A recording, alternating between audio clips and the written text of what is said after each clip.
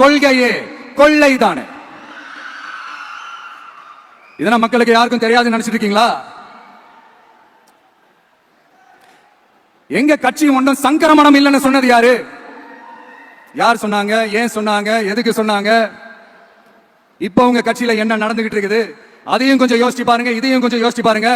அதனால பாப்பா, பவள விழா பாப்பா, நீ பாசாங்கு காட்டாத பாப்பா, நீ நல்லவர்கள் போல் நடிப்பதை பார்த்து நாடே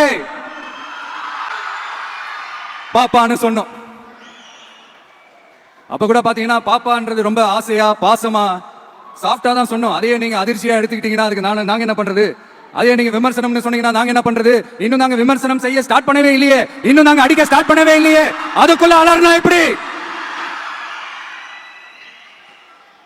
அதனால உங்க அரசவை புலவர்கள் யாராவது இருந்தாங்கன்னா கர்ச்சீஃப் எடுத்து அவங்க கண்ணீரை துடைத்து விடுங்கள்.